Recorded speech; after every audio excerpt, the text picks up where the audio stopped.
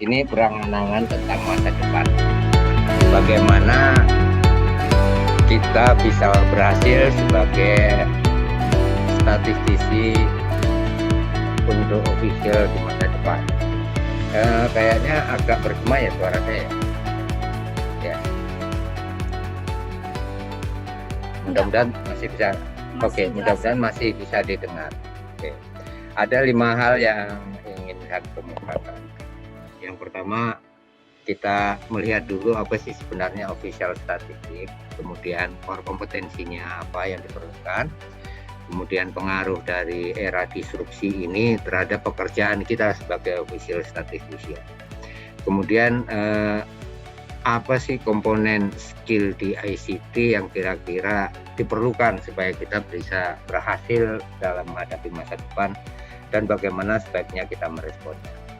Oke, ini sih pengetahuan umum ya. Apa sih yang disebut dengan official statistics? Official statistik sebenarnya belum ada kesepakatan secara internasional apa sih definisi.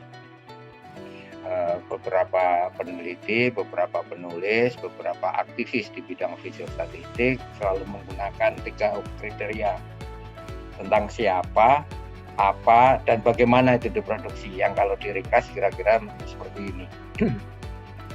Jadi semua statistik yang memiliki 2 karakteristik ini ya, yang diproduksi dengan standar yang tinggi sesuai dengan kualitas internasional yang tinggi dan dirilis atau dihasilkan oleh badan pemerintah, institusi pemerintah, itulah official statistik. Kenapa begitu? Karena memang official statistik itu merupakan ukuran yang dihasilkan untuk mewakili suatu negara, gitu ya.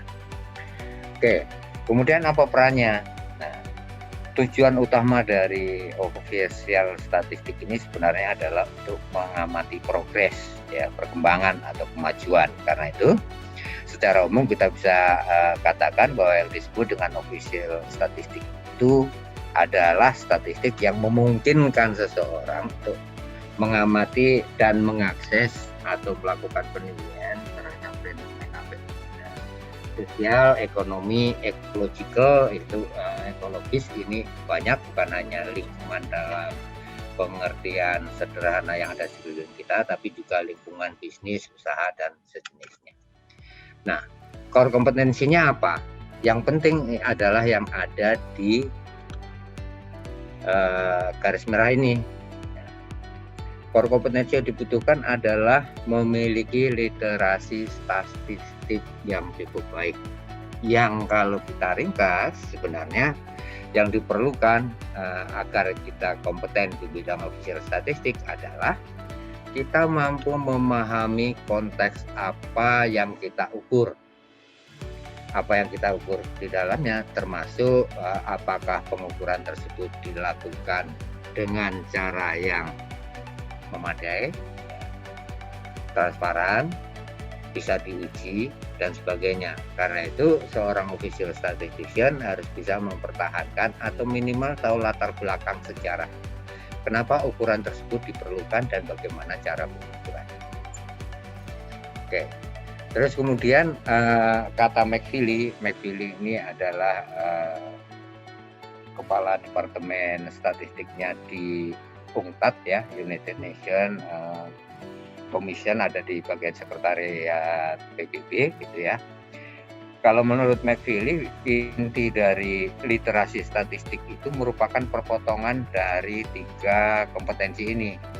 Yang pertama statistik secara tradisional, di dalamnya kompetensi literasi secara tradisional termasuk di dalamnya literasi membaca, menulis, matematika, sejarah, geografis, dan berbagai literasi dasar lain.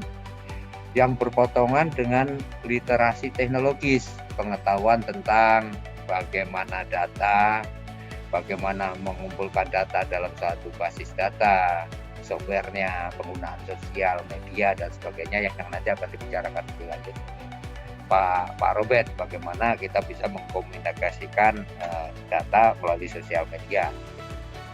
Dan tidak kalah pentingnya adalah pemahaman tentang sumber data. Nah, sumber data.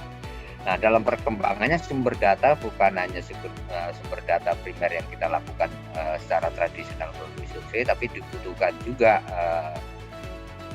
big data, kemampuan kita untuk memanfaatkan big data gitu ya, GIS, terus kemudian berbagai platform open data, dan pemahaman yang tidak kalah pentingnya adalah proses dalam menghasilkan data. Nah, sekarang ini udah mulai semakin banyak dibicarakan oleh NSO, GSPPM, Generic Statistical Business Process Model.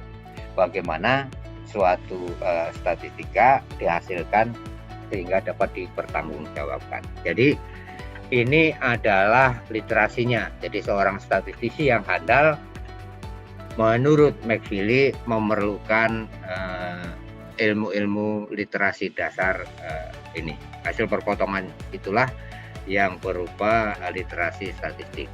Nah, lebih jauh McFeely juga mencoba mengungkapkan bahwa kompetensi statistik itu bisa dibangun dari sini.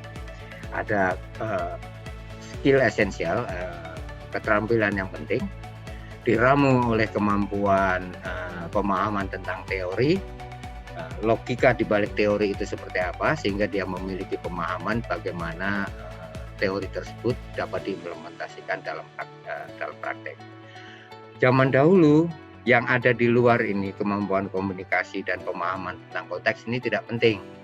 Tapi zaman sekarang ini merupakan salah satu syarat kompetensi yang penting dan utama, karena kita hanya memiliki data tanpa mampu mengkomunikasikannya dan tanpa memahami konteksnya, that's just data, they will talk nothing gitu ya.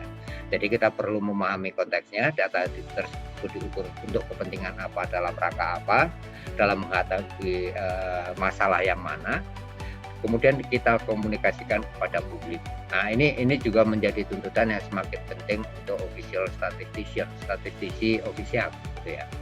Nah, setelah memahami ini, yang di luar ini adalah untuk pemeliharaan kita di masa depan ya. Kalau yang dalam ini mungkin saja diambil oleh AI, artificial intelligence ya, numerical skill dan sebagainya, tinggal pencet-pencet, kita masukkan ke Blackbox software statistik, kita akan memperoleh hasil. Dengan cara tertentu kita bisa komunikasikan, kita bisa memanfaatkan software. Tapi yang di luar ini adalah keunggulan kita sebagai human being, sebagai manusia. Kita dituntut untuk tetap memiliki curiosity, keinginan tahuan, bersikap kritis, ya, mampu menilai, melakukan judgment, resourcefulness. Kita tahu mencari sumbernya kalau diperlukan. Skeptisis, tidak boleh percaya secara mutlak, kita harus selalu curiga pada perkembangan baru dalam arti yang positif. Aktivitas, nah terutama kreativitas, ini yang tidak bisa diambil alih oleh digitasi ya, kreativitas, karena ini spesial khusus untuk human being gitu. Nah, tuntutan yang di luar ini juga menjadi semakin penting, dan ini menjadi peran official statistician. Jadi menghasilkan statistik juga harus mempertimbangkan budaya dan kebiasaan yang berlaku di masyarakat. Nah, itu pertama, ini penjelasan lebih lanjut tentang keterampilan pokok yang harus dimiliki, ada numerical, statistical, dan technological. Dan blended dari inilah statistical core competence yang core skills yang memang diperlukan ya. Yang di dalam, saya ingin menggarisbawahi yang statistical skill ini gitu ya. Kalau kita dibaca buku teks di bangku kuliah, yang jarang kita hadapi adalah yang pertama ini ya. Bagaimana kita berhadapan dengan data yang kotor, jorok, tidak teratur dan sebagainya. Nah, official statistician dituntut untuk mampu melakukan cleaning data atau pre-processing data yang kita hadapi semacam itu. Jadi bukan sekadar data yang sudah tersimpan secara rapi, jadi bersih, kita melakukan pemodelan. Pemodelan just part of statistical work gitu ya. Jadi pemodelan itu hanya bagian kecil. Sebenarnya bagian besar pekerjaan official statistician itu adalah ini, menyiapkan data untuk keperluan berbagai keperluan kegiatan statistik lainnya. Nah, technological skill kalau dulu nggak terlalu penting, tapi zaman ini menjadi tuntutan yang jadi semakin penting ya. Numerical itu basic lah ya, ini tidak perlu dikhawatirkan. Jadi dua kombinasi statistical skill dan technological skill ini menjadi semakin penting, dan mudah-mudahan para official statistisi di masa depan siap untuk menghadapi perkembangannya. Nah, selain kompetensi tadi, ada beberapa skill dan kompetensi yang juga dibutuhkan ya. Kemampuan komunikasi menjadi semakin penting sekarang sebutannya. Jadi kalau menghasilkan data juga harus jelas siapa pasarnya dan bagaimana mengkomunikasikannya. Yang tidak kalah pentingnya ini diharapkan sudah embedded ya, understanding logic of theory. Jadi kita bisa menerapkan skill kita dan bagaimana menerjemahkan teori yang kita kuasai ke dalam praktek. Kemudian kita juga perlu memiliki attitude dan behavior yang baik, yaitu creativity, curiosity, critical dan sebagainya. Ini menjadi penting karena skill dan kompetensi itu kan hanya di awal ya. Tapi yang paling menentukan keberhasilan kita sebagai statistisi itu adalah sikap dan perilaku kita. Sepandai apapun kita, kalau kita nggak mau bekerja kan tetap aja kita tidak menghasilkan apa-apa. Contoh mudahnya gitu. Nah, seorang official statistician juga dituntut untuk memiliki awareness tadi yang ada di lingkaran luar. Secara umum norma tersebut diterima nggak di budaya kita? Misalnya kita ingin melakukan pengukuran sesuatu yang masyarakat luas tidak menerima, ya dia tidak bisa menjadi official karena tidak bisa digunakan untuk mewakili suatu negara. Dan yang tidak kalah pentingnya, official statistik itu basisnya adalah legislasi atau peraturan. Harus on legal base gitu ya. Nah, jadi official statistik literasi ini saya ngambil dari Economic Commission di West Asia ya, negara-negara di Jazirah Arab. Mereka intensif mengembangkan model official statistical literasi ini. Menurut model ini ada 4 komponen utama yang mestinya disiapkan. Ini McFeely juga sepakat juga bahwa official statistik literasi ini penting dan memiliki 4 dimensi ini. Yang pertama, seorang official statistik harus paham statistical system bagaimana suatu statistik diproduksi, baik di level nasional, kemudian level regional. Kalau kita ya bagaimana para statistisi di ASEAN sepakat untuk menghasilkan ukuran-ukuran yang diperlukan untuk mengukur progres dari suatu wilayah. Kemudian di atasnya lagi ada global, ini ada beberapa organisasi statistik dunia ya, bukan hanya yang di bawah UN-Stat, yang bawah UN, ada juga di sana ada The Paris yang khusus secara khusus berminat mengamati perkembangan teknologi dan implikasinya ke statistik. Kemudian ada OECD yang berkepentingan pengembangan sistem statistik untuk kepentingan negara-negara maju gitu ya. Jadi statistical system ini menjadi pengetahuan penting ya yang diperlukan oleh official statistician. Kalau teknik statistiknya biasa ya, tradisional statistik ditambah dengan ini kemampuan untuk memiliki skill dalam melakukan data cleaning. Kalau jawaban kuesioner Messi seperti apa, perlakuannya seperti apa, bagaimana teknik imputasi, bagaimana teknik pengecekan validasi, konsistensi dan sebagainya, ini menjadi semakin penting untuk meningkatkan kualitas, karena perhatian terhadap kualitas official statistik sekarang juga menjadi semakin meningkat. Seasonal adjustment ini juga merupakan keterampilan penting karena terutama untuk data-data harga dan data-data produksi yang tergantung dari fluktuasi musim. Pengetahuan tentang seasonal adjustment ini akan memudahkan para official statistician untuk melakukan pengolahan dan pengamatan kualitas, pengendalian kualitas terhadap data-data yang ada kaitannya dengan fluktuasi musim. Indeks teori ini akhir-akhir ini jarang dibahas secara rinci, tapi ini menjadi sangat penting karena salah satu kegunaan dari official statistik adalah untuk mengamati progres baik di wilayah kecil maupun sampai negara, regional, bahkan secara internasional. Nah, literasi yang berikutnya yang diperlukan adalah tentang policy. Karena kita sebagai official statistician, kita tidak bisa memisahkan diri dari berbagai kebijakan. Nah, policy-policy ini saat ini banyak dipengaruhi oleh perkembangan yang terjadi, mulai dari globalisasi, keributan tentang bagaimana mengukur kesejahteraan atau well-being, kemudian mulai muncul environmental economics, ekonomi lingkungan, dan bagaimana pengaruhnya terhadap masa depan.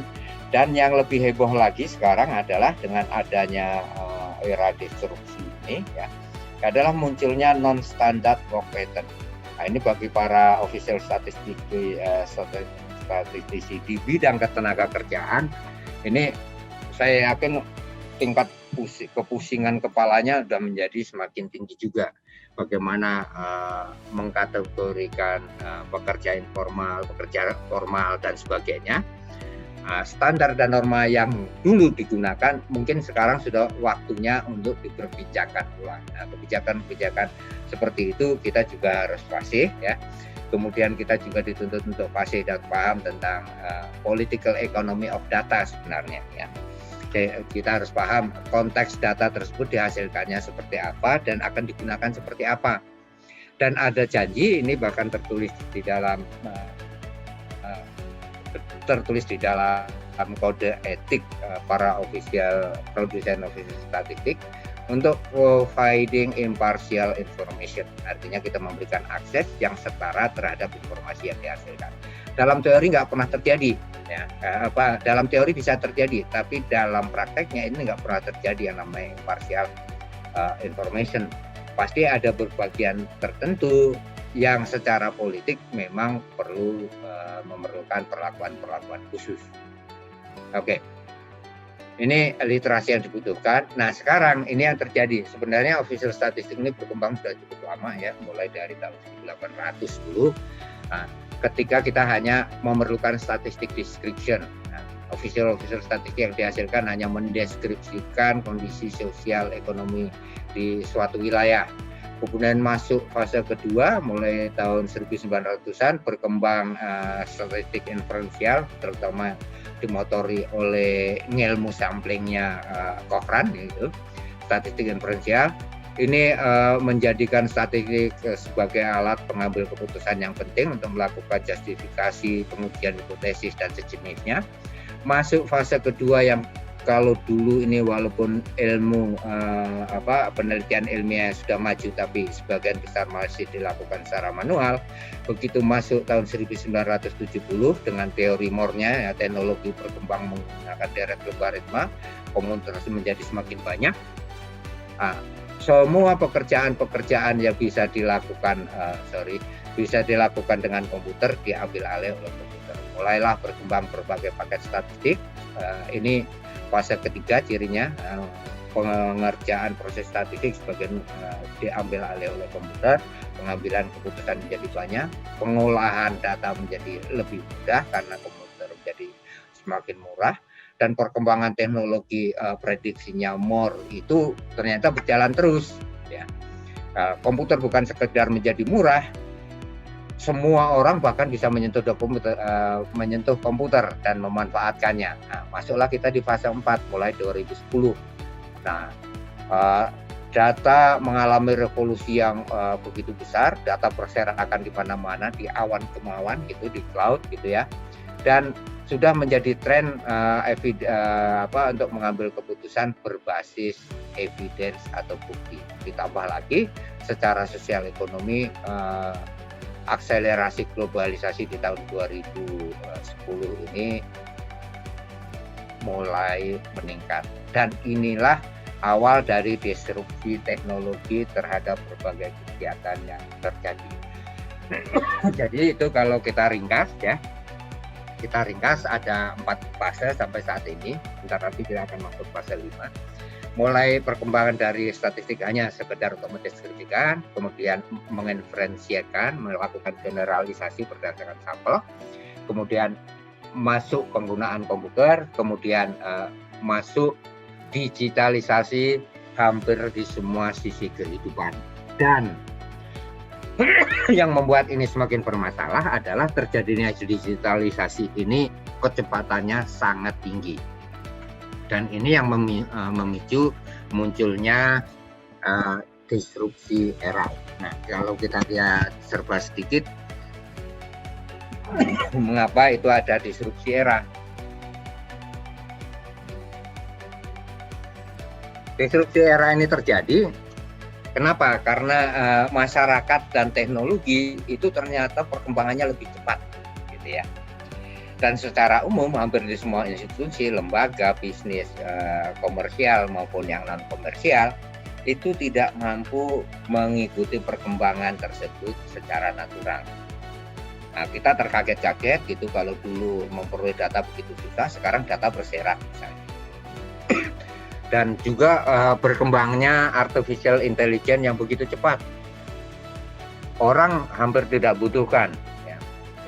Siapa yang bisa membayangkan bahwa suatu ketika penjaga pintu di tol ternyata tidak dibutuhkan lagi. Sekarang cukup dipasang palang dan dipasang pembaca kartu. Dulu itu menyerap tenaga kerja banyak. Ya. Nah, terjadilah hal-hal seperti itu. Belum lagi pasar secara tradisional sekarang sudah digantikan menjadi pasar digital, gitu. Walaupun di beberapa tempat pasar tradisional masih bertahan, tapi sebagian besar kayak departemen store dan sebagainya kan sudah mulai menghilang, ya. Dan tanpa kita sadari kita sudah masuk kehidupan kita sudah menjadi semakin digital, gitu. Pengenalan kita tidak lagi memerlukan waris itu orangnya hitam, jelek kayak gitu, tapi yang diperlukan waris itu nomor berapa identitasnya. Kita sudah menggantikan diri kita dengan beberapa hal digital. Nah, bagaimana itu kalau kita masukkan ke dalam proses bisnis yang dilakukan di dalam kegiatan statistik, ya. Mulai dari apa sih statistik yang dibutuhkan dan sebagainya. Ini awalnya ini dari UNECE, ya, European Commission, bagian dari UN yang ngurusin Eropa. Mereka mengembangkan sebaiknya statistik itu mengikuti proses bisnis yang mudah diikuti sehingga dapat diterapkan. Dan di bawahnya ini merupakan subkegiatan. Ini standar yang mencoba diterapkan hampir di semua NSO, National Statistical Offices around the world, gitu ya. Itu modelnya seperti ini. Dan nanti akan kita lihat pengaruh dari digitasi tadi seperti apa sih, gitu ya. Jadi akibat dari perkembangan teknologi, mau tidak mau hampir semua kantor statistik dunia memasukkan itu ke dalam setiap tahapan pekerjaannya, gitu ya. Nah, apa pentingnya penguasaan ICT? Kalau kita lihat dari proses GSBBM tadi, 8 tahap tadi, hampir di semua tahapan ini ada intervensi ICT di dalamnya. Yang lebih menantang lagi terutama adalah untuk collect dan proses data collection tool, kemudian statistical packages yang dulu secara tradisional ada SPSS dan sebagainya, SAS dan sebagainya. Sekarang mulai masuk big data teknologi.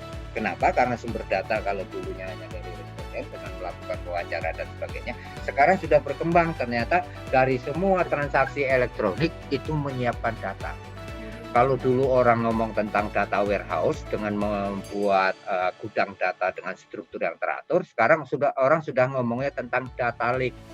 Bagaimana kita mengumpulkan data yang terstruktur dan tidak struktur menjadi sesuatu yang bisa kita manfaatkan. Ini tantangan ICT, skill ICT masa depan bagi official statistik. Tapi bagaimana kita harus merespon? Nah, secara tradisional orang manajemen akan bilang bahwa untuk berhasil di dalam pekerjaan ada dua komponen, ada kompetensi, ada perilaku. Kompetensi diwakili oleh KSA, knowledge, skill, abilities. Behavior itu dibentuk oleh 3 hal ini, ada belief, attitude, action dalam melakukan itu. Kalau kita bisa mengkombinasikan ini dengan baik, mudah-mudahan semuanya bisa berhasil. Dan perlu diingat di dalam kompetensi itu knowledge dan skill ini hanya membantu kita untuk melakukan sesuatu, tapi yang lebih penting yang membentuk seseorang itu bermanfaat atau tidak adalah kepemilikan ini. dia punya keyakinan, punya sikap yang baik atau tidak, gitu. Dan itu bisa dipelajari karena yang namanya kompetensi selalu bisa dipelajari dari yang tidak biasa menjadi biasa melakukan tanpa harus memikirkan sesuatu. Jadi semaju apapun teknologi tetap memerlukan sentuhan kita sebagai manusia, gitu ya. Kualitas yang dituntut supaya kita mampu beradaptasi seperti apa? Yang pertama humility, ya. Kita dituntut untuk humble, kita untuk menyadari bahwa kita ini bukan orang yang sempurna. Kita harus selalu siap belajar terhadap perkembangan, menerima perkembangan tanpa nyinyir, ya. Jadi kalau ada perkembangan baru, curiosity kita pasang, ya. Nah, mungkin nggak itu saya masuk ke sana. Setelah itu apa? Kita dituntut untuk memiliki fleksibilitas dan adaptabilitas yang tinggi. Ini penting ya, seperti para penganut Darwinism. Ya. Adaptability ini jauh lebih penting daripada kepandaian, karena kata orang yang akan bertahan bukan mereka yang pandai, cerdas, cerdik, tetapi mereka yang mampu beradaptasi dengan perkembangan. Gitu ya.